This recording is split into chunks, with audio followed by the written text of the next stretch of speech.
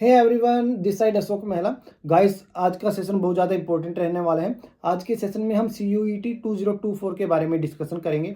आपके जितने भी डाउट हैं, इफ एंड बट्स हैं, what why where about CUET, वो सारे मैं इस सेशन के बाद, जब आप इस सेशन को देख लेंगे अच्छे से, आपके सारे डाउट रिजॉल्व हो जाएंगे। अगर फिर भी कोई आपका डाउट आता है तो कमेंट में आप बताइएगा, मैं उसका भी आंसर करूंगा। ठीक है, तो अब आगे चलते हैं, CUET के बारे में समझते हैं कि हम इस सेशन को क्यों देखें। देखो बच्चों, आपका सबसे बड़ा डाउट क्या रहेगा कि सिलेबस क्या होगा। दूसरा, हमें कैसे पढ़ना चाहिए, हम किस किस यूनिवर्सिटी में एडमिशन ले सकते हैं, पूरा सिलेबस क्या होगा, कहाँ से हमें और ज़्यादा डिटेल इसके बारे में मिलेगी, है ना। हमें कहाँ से प्रिपरेशन करनी चाहिए, किस तरीके का पेपर आएगा, कितने पेपर मतलब क्या मार्किंग स्कीम होगी, पेपर किस पैटर्न पर होगा, MCQ होगा, हाइब्रिड होगा, वो सारा कुछ मैं इसके बारे में आपको बताऊंगा। ठीक है, तो एक बार सेशन स्टार्ट करते हैं और धीरे धीरे इसके बारे में जानने की कोशिश करते हैं। तो सबसे पहला स्लाइड है ऑल अबाउट CUET 2024। ठीक है, क्या होता है CUET? CUET का मतलब होता है कॉमन यूनिवर्सिटी एंट्रेंस टेस्ट। अब वाई क्यों हम दें इस पेपर को, ऐसी क्या खूबसूरती है इस पेपर में। देखो प्यारे बच्चों, एक तो ये पेपर है चॉइस बेस्ड पेपर।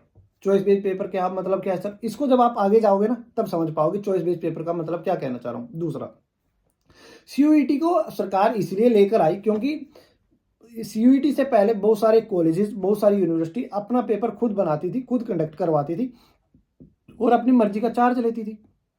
तो इसे बहुत सारा पैसा वेस्ट होता था बच्चों का। तो सरकार ने देखा कि यार ये धांधलाबाजी खत्म करो, एक पेपर बनाते हैं जिसका नाम CUET होगा और उस पेपर के थ्रू उसको क्रैक करते जाओ और अपने यूनिवर्सिटी में एडमिशन लेते चले जाओ। ठीक है, तो सरकार ने ये इसलिए CUET बनाया। मतलब जो धांधलाबाजी मचाई हुई है कॉलेज ने, सेंट्रल डीम्ड यूनिवर्सिटी हैं या जो कॉलेजेस हैं, जो भी हैं, है ना, प्राइवेट कॉलेजेस, जो उन्होंने अपना सिस्टम बनाया हुआ है पेपर लेने का, भाई उसको करो बंद, वो दुकानदारी करो बंद। अब CUET लो, बच्चे इसका फॉर्म भरेंगे, जो आप अपनी मर्जी से पैसे ऐंठते हो उसको बंद करना है। तो CUET इस तरीके से आया है। दूसरा, CUET का दूसरा मकसद क्या है, बच्चों को पढ़ाई थोपनी नहीं है। क्या मतलब है, जब मैं चॉइस बेस की बात करूंगा तो समझ में आएगा। पढ़ाई थोपनी नहीं है, बच्चों को समझाना है ना, जो उसका मन करता है उसको वो पढ़ाना है। ये नहीं किसी बच्चे को केमिस्ट्री नहीं आती धक्के से उसको पढ़ाना ही है, वो नहीं, ऐसा नहीं है। तो क्या कैसे हम वो फिर बच्चा पेपर देगा, किस क्या क्या किस किस कोर्सेज में वो एडमिशन ले सकता है, किस किस यूनिवर्सिटी में वो एडमिशन ले सकता है, तो वो सारा डिटेल में हम इसके अंदर डिस्कशन करेंगे। ठीक है, इसलिए हमें CUET देना बहुत ज़्यादा इंपॉर्टेंट है। ठीक है, अब CUET के थ्रू आप 100+ कोर्सेज में एडमिशन ले सकते हो। दूसरा, 300+ यूनिवर्सिटी इसके अंडर आती हैं, 300+ यूनिवर्सिटी अंडर आती हैं। दूसरा, 100+ अंडर ग्रेजुएट कोर्स इसके अंदर है। किसके अंदर? CUET के। मतलब अगर आप CUET क्रैक कर देते हो, आपके पास मौका रहेगा 100+ कोर्सेज में आप जो मर्जी चाहे एडमिशन ले सकते हो। ठीक है, वो डिपेंड करेगा कट ऑफ पर भी। अब बेसिक डिटेल का मतलब, भाई पेपर कौन कंडक्ट करवाएगा, है ना।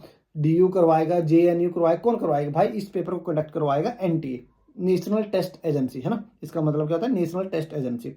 एग्जाम मोड है हाइब्रिड। हाइब्रिड का मतलब क्या होता है सर? हाइब्रिड का मतलब नहीं समझ में आया। हाइब्रिड का मतलब होता है ऑफलाइन प्लस ऑनलाइन। मतलब सर इसका मतलब क्या हुआ बेटे, कुछ पेपर तो आपके ऑफलाइन होंगे, कुछ पेपर आपके ऑनलाइन होंगे। ऑफलाइन कौन से होंगे? ऑफलाइन पेपर जो होने के चांसेस हैं वो आपके लैंग्वेज के पेपर हैं, दूसरे फिजिक्स केमिस्ट्री मैथ के। बट जो ऑफलाइन होंगे उनको भी OMR शीट पर फिल करना है। ठीक है, ये हुआ पेपर जो एग्जाम मोड है उसकी बात। हाइब्रिड मॉडल का मतलब समझ में आया, पेपर ऑफलाइन भी होगा ऑनलाइन भी होगा। दूसरा, एग्जाम मीडियम ऑफ एग्जाम, जो पेपर होगा वो 13 भाषाओं में लिखा जा सकता है। आप अपनी मर्जी से कोई भाषा चुन सकते हैं और उसको उसमें लिख कर आ सकते हैं। टाइप्स ऑफ क्वेश्चन, कैसे पेपर में क्वेश्चन आएगा, वो आएगा MCQ। ठीक है, मल्टीपल चॉइस क्वेश्चन आएगा। और मार्किंग स्कीम क्या रहेगी, अगर आपका करेक्ट है तो +5 मिलेगा, अगर आपका गलत हो गया तो -1 काट मिलेगा। इंडिया का सेकंड लार्जेस्ट एग्जाम है प्यारे बच्चों। 20 लाख प्लस बच्चे एडमिशन दे, मतलब 20 लाख प्लस बच्चे इस पेपर को देने जा रहे हैं। हो सकता हो 2025 में ये इंडिया का फर्स्ट एग्जाम बन जाए। ठीक है, तो इसलिए आप समझिएगा बहुत ज़्यादा इंपॉर्टेंट, जो नीट के बच्चे हैं उनके लिए तो बहुत ज़्यादा इंपॉर्टेंट है ये एग्जाम देना, है ना। आगे चलते हैं। बेसिकली अपने पास 3 स्ट्रीम होती हैं, आप जानते हो कौन कौन सी, आर्ट्स, कॉमर्स और साइंस। मतलब कि आर्ट्स को हम ह्यूमैनिटीज भी बोल देते हैं, ह्यूमैनिटीज, कॉमर्स और साइंस। इसके अंदर इन इन जो बच्चे इन 3 स्ट्रीम्स में हैं, है ना, तो किस किस कोर्स में एडमिशन ले सकते हैं। मैं टॉप कोर्सेज लेकर आया हूँ। वैसे मैं आपको इसका साइट बताऊंगा, उस साइट पर जाकर आप पूरा डिटेल निकाल सकते हो। जैसे बच्चा BA में एडमिशन ले सकते हैं, B.Ed, जो बच्चे एजुकेशन फील्ड में जाना चाहते हैं वो B.Ed कर सकते हैं, जो लोग साइड जाना चाहते हैं वो BA LLB कर सकते हैं, है ना इसमें। और BCom कर सकते हैं, BSc कर सकते हैं, BTech कर सकते हैं, BCA कर सकते हैं, बहुत सारे कोर्सेज हैं, है ना। मैं जो पॉपुलर हैं वो यहाँ पर लेकर आया हूँ। आप यहाँ पर देखेंगे ना, जो मैं ये आपको जो नोट्स है ये भी मैं आपको प्रोवाइड कर दूंगा, ठीक है, क्लिक फॉर स्टडी के नाम से। BSc, BCom, BA, BCA, BLLB, BEd, इन सारे कोर्सेज में आप एडमिशन ले सकते हो। बहुत सारे कोर्सेज हैं, 100+ कोर्सेज हैं। आप इसकी साइट पर जाकर, कौन सी साइट पर, ये वाली साइट https:/exam.ntf.ac.in/CUET अंडरग्रेजुएट, है ना। इस साइट पर जाकर जो मैंने ये बताई है पूरी डिटेल निकाल सकते हैं। यहीं से मैंने डेटा एक्सट्रैक्ट करा है आप लोगों के लिए, सो दैट आपका टाइम वेस्ट ना हो। इसके लिए मैंने क्या करा, आपको जो मेन पॉइंट है वहाँ उस डेटा से वो मैंने मेन पॉइंट एक्सट्रैक्ट करे और वो आप लोगों को मैंने प्रोवाइड कर दिया, सो दैट आपका टाइम वेस्ट ना हो, है ना, क्योंकि इसके बाद हमें तैयारी भी तो करनी है, ठीक है ना। टॉप यूनिवर्सिटी, इसके अंदर कौन सी टॉप यूनिवर्सिटी है, कुछ एक चुनिंदा नाम मैंने लिखे हैं, जैसे DU, university of Delhi, BHU, Banaras Hindu university, JNU, Jawaharlal Nehru university, AU, Allahabad university, AMU, Aligarh Muslim university, Jamia Millia Islamia, शहीद भगत सिंह यूनिवर्सिटी, है ना। बहुत सारी यूनिवर्सिटी हैं। आप इनके अंदर एडमिशन तभी ले पाएंगे जब आप CUET 2024 दे पाएंगे, ठीक है।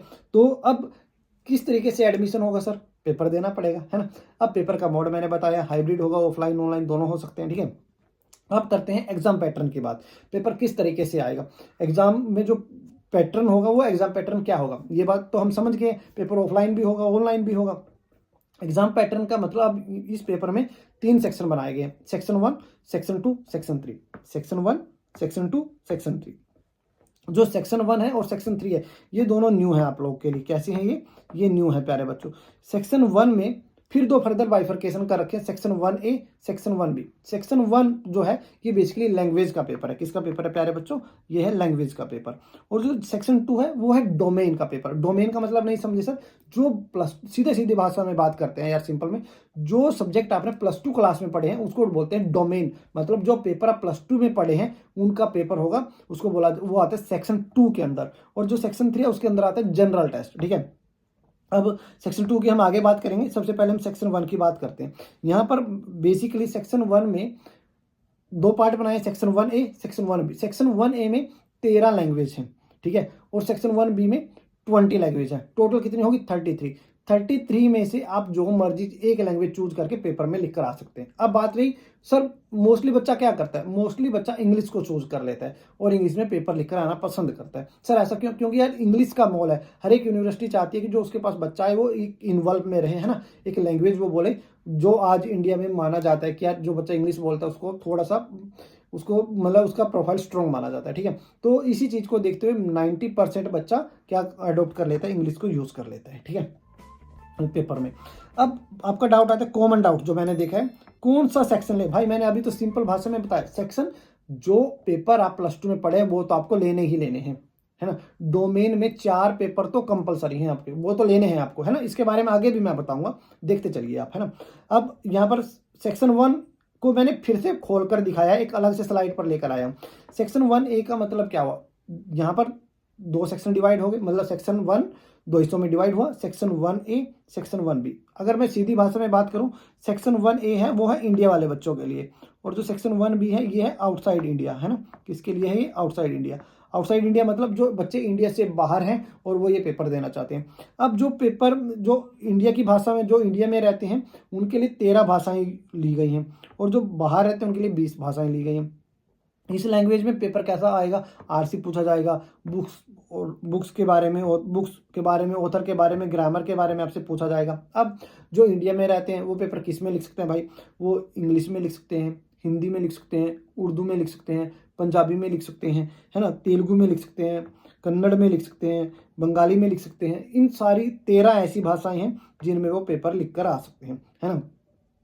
सेक्शन, अब बात करते हैं सेक्शन 1B जो बाहर है, जैसे वो रशियन में लिख सकते हैं, चाइनीज में लिख सकते हैं, जापानीज में लिख सकते हैं, इटालियन में लिख सकते हैं। ये सारा डिटेल अगर आप लेना चाहते हैं तो मैंने आपको साइट बताई है प्यारे बच्चों, इस साइट पर जाकर पूरा आपको निचोड़ मिलेगा। आप वहां से जाएंगे तो आपको हर एक पॉइंट क्लियर हो जाएगा, ठीक है। तो ये था भाषाओं का ज्ञान कि सेक्शन 1A में कितनी भाषाएं आती हैं। हमें पेपर मोस्टली जो मैंने आपको बताया 90% बच्चा इंग्लिश को प्रेफर करता है, ठीक है। अब वो आपके ऊपर है, आप किस भाषा को चूज करते हो। अब चलते हैं सेक्शन 2 के ऊपर। यहाँ पर और भी ज्यादा मजेदार चीजें हैं। सेक्शन 2 का मतलब क्या हुआ, डोमेन का पेपर, है ना। डोमेन मतलब जो आप +2 क्लास में पढ़े हैं वो पेपर। अब मैं एग्जांपल लेता हूँ साइंस का। मान लो कोई साइंस का बच्चा है, साइंस का बच्चा ये तो है नहीं भाई कुछ भी पढ़ लेगा। साइंस का बच्चा क्या करेगा, मोस्टली जो चांसेस है वो फिजिक्स, केमिस्ट्री, मैथ, बायोलॉजी पढ़ने के हैं। तो ये उसकी डोमेन हो गई किसकी, जो बच्चा साइंस स्ट्रीम में है। अब कोई बच्चा ह्यूमैनिटीज में है, उसके पास बहुत सारे सब्जेक्ट होंगे, पोल साइंस हो सकता है, हिस्ट्री हो सकता है, ज्योग्राफी हो सकता है, फिजिकल एजुकेशन हो सकता है। ये किसके लिए हो गए, ये ह्यूमैनिटीज के लिए हो गया। जो बच्चा कॉमर्स में है उसके लिए क्या हो सकता है, अकाउंट हो सकता है, इकोनॉमिक्स हो सकता है ना, और बिजनेस इकोनॉमिक्स हो सकता है। ये सारे पेपर किस में आ गए, अकाउंट्स।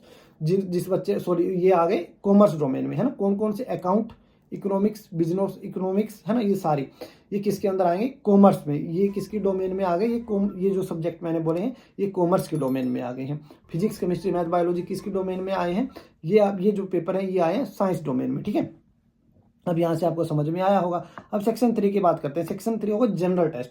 अब हर एक यूनिवर्सिटी चाहती है जो बच्चा उसके पास आता है, या कोई भोंदू टाइप का बच्चा उसके पास रहा है, जो बच्चा आ रहा है वो करीम बच्चा है, ठीक है, तो उसके लिए क्या काम करते हैं, एक जनरल टेस्ट कंडक्ट करवाती है। इसमें क्या पूछा जाएगा, जनरल अवेयरनेस देखी जाएगी, आपके न्यूमेरिकल अप्रोच देखी जाएगी, न्यूमेरिकल एबिलिटी देखी जाएगी, लॉजिकल अप्रोच देखा जाएगा आपका कैसा है, क्वांटिटेटिव रीजनिंग देखा जाएगा, जनरल मेंटल एबिलिटी देखा जाएगा। ये किसके अंदर आएगा, जनरल टेस्ट के अंदर आएगा सेक्शन 3। ठीक है, सेक्शन 1 और 3 न्यू है, उसके बारे में मैंने पूरा डिटेल आपको दे दिया है। अगर फिर भी कुछ पॉइंट चाहिए तो कमेंट सेक्शन में बताना है, मैं उसका आंसर आपको दूंगा। अब सीयूईटी में आप 6 पेपर दे सकते हैं, जैसे मैंने आपको बताया मैक्सिमम 6 पेपर दे सकते हैं। 4 तो डोमेन के, वो तो मतलब कंपलसरी पेपर की मैं बात कर रहा हूँ। ठीक है, किसके बारे में बात कर रहा हूँ, कंपलसरी पेपर की। यहाँ पर आप 4 तो डोमेन के पेपर देने ही देने हैं। एक आपका जनरल टेस्ट हो गया और एक आपका लैंग्वेज का पेपर हो गया। ठीक है ना, एक लैंग्वेज का पेपर हो गया, 4 डोमेन के पेपर हो गए और एक जनरल टेस्ट हो गया। एग्जाम पैटर्न अभी आपको बताया था, चॉइस बेस्ड पेपर है। चॉइस बेस्ड पेपर का मतलब क्या हुआ प्यारे बच्चों, जो चॉइस बेस्ड पेपर का मतलब हुआ यहाँ पर आप अपनी मर्जी से सब्जेक्ट चूज कर सकते हो। जैसे मैं एक एग्जाम्पल देता हूँ, कोई जेई का बच्चा है, जेई का बच्चा होगा तो उसको फिजिक्स, केमिस्ट्री, मैथ पढ़ना पड़ेगा, है ना।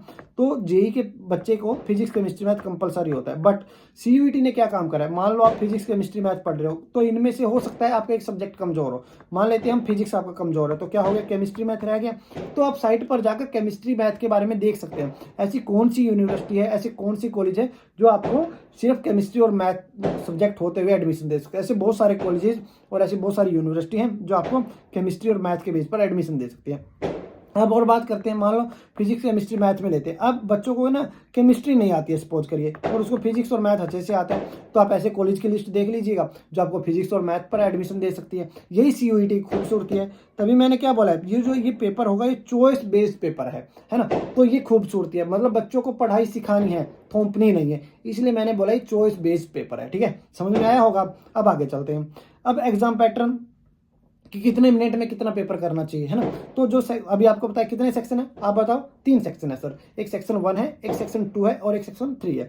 जो सेक्शन 1 है इसमें 50 क्वेश्चन पूछे जाएंगे, आपको 40 करने हैं। सेक्शन 2 में आपसे 50 क्वेश्चन पूछे जाएंगे, आपको 40 करने हैं। सेक्शन 3 में आपसे 60 क्वेश्चन पूछे जाएंगे, आपको 50 करने हैं। अब किस किस टाइम में कितना करना है ये तो कंपलसरी है ना। तो यहाँ पर मान लो जो सेक्शन 1 है, सेक्शन 1 के लिए आपको 45 मिनट दिए जाएंगे। ठीक है, कितने मिनट, 45। और जो सेक्शन 2 है उसके लिए आपको 45 और 60 मिनट दिए जाएंगे। सर इसका मतलब नहीं समझे, मैं हूं ना आपके साथ, अभी आगे बताता हूं 45 और 60 मिनट का क्या झमेला है। सेक्शन 3 में आपसे 50 और 60 मतलब 60 क्वेश्चन पूछे जाएंगे, आपको 50 अटेम्प्ट करने, 60 मिनट दिए जाएंगे, काम खत्म। सेक्शन 1 और सेक्शन 3 क्लियर है, मतलब सेक्शन 1 में आपको 45 मिनट मिलेंगे, सेक्शन 3 में आपको 60 मिनट मिलेंगे। सेक्शन 2 सर एक बार बता दीजिए। देखो यहाँ पर जो मिनट आपको मिलेगा वो 45 और 60 मिनट मिलेगा। मतलब कुछ ऐसे पेपर हैं जिसको करने में आपको 60 मिनट मिलेंगे, कुछ ऐसे पेपर हैं जिसको करने में आपको 45 मिनट मिलेंगे। ठीक है, तो मैं जो पेपर 60 मिनट में होंगे वो नाम बता देता हूँ, इनके अलावा जो भी पेपर होगा उसमें आपको कितने मिनट मिलेंगे, 45 मिनट मिलेंगे। ठीक है, तो जो 60 मिनट आपको जिस पेपर में मिलेंगे वो 6 सब्जेक्ट है। कितने सब्जेक्ट है, 6 सब्जेक्ट। और जो 45 मिनट में करने हैं वो ऐसे कितने सब्जेक्ट है, 21 सब्जेक्ट है। फिर से रिपीट करते हैं, जो 60 मिनट आपको मिलेंगे ऐसे कितने पेपर में मिलेंगे, 6 में। और जिसमें 45 मिनट मिलेंगे वो ऐसे कितने पेपर है, 21। मैं 6 की बात कर लेता हूँ, रिमेनिंग आप समझी जाएंगे कौन से होंगे, वो 45 में करने हैं। जो 6 सब्जेक्ट है इसमें क्या है, फिजिक्स है, केमिस्ट्री है, मैथ्स है, अकाउंटेंसी है, ओब्लिक बुक कीपिंग है, कंप्यूटर साइंस है, ओब्लिक इंफॉर्मेटिक्स प्रैक्टिसेस है, इकोनॉमिक्स, बिजनेस इकोनॉमिक्स। ये सारे 6 पेपर आपको 60 मिनट में अटेम्प्ट करने हैं। बायोलॉजी भी 45 में करना है। ठीक है ना, तो ये टाइम का ड्यूरेशन मैंने आपको बताया कि सेक्शन 1 को करने में 45 मिनट, सेक्शन 2 को 45 और 60 मिनट, सेक्शन 3 को 60 है ना। सेक्शन 3 में 60 क्वेश्चन पूछेंगे, 50 बताने हैं। सेक्शन 2 में 50 क्वेश्चन पूछेंगे, 40 बताने हैं। सेक्शन 1 में 50 क्वेश्चन पूछेंगे, 40 बताने हैं, ठीक है। ये हो गया टाइम का झमेला।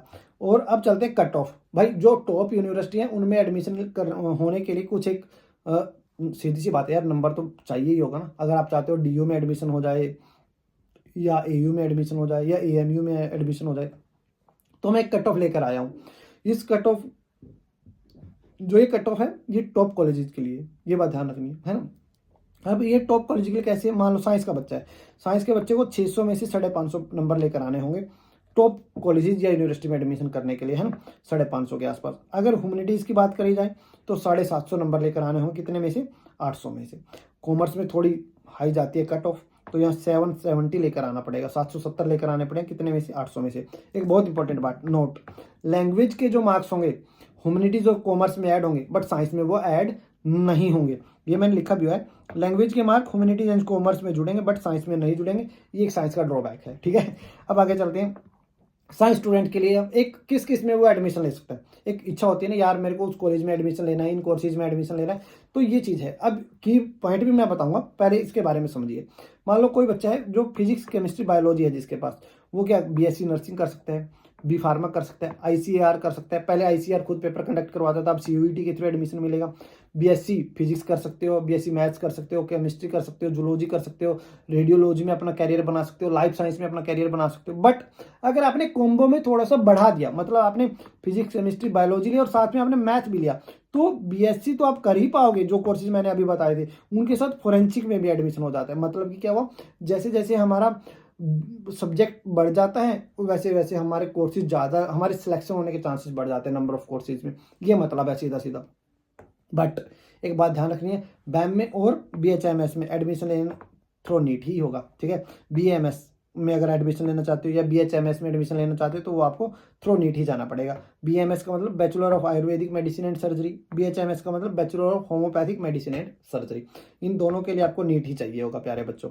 अब बात करते हैं, पेपर 3 बार होगा, एक बार नहीं दिया जाता। अरे भाई घबराना नहीं, पेपर 3 बार नहीं होगा, पेपर 3 स्लॉट में होगा, कहने का मतलब मेरा ये, ठीक है। पेपर 3 स्लॉट में होगा, मतलब कि ये नहीं है कि आप इंस्टा चला नहीं पाओगे उस दिन, आपको आराम से सेंटर पर जाना है अपने और वहाँ पर देखना है कि क्या माहौल है, ठीक है।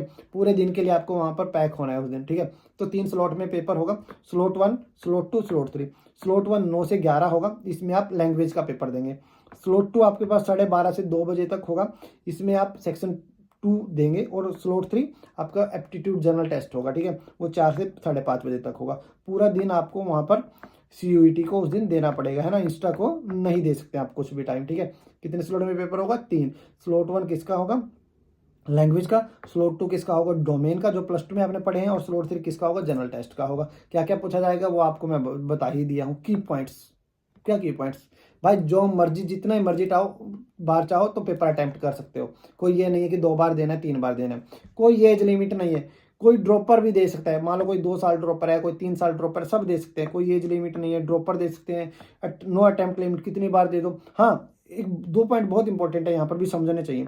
शुड है पास +2।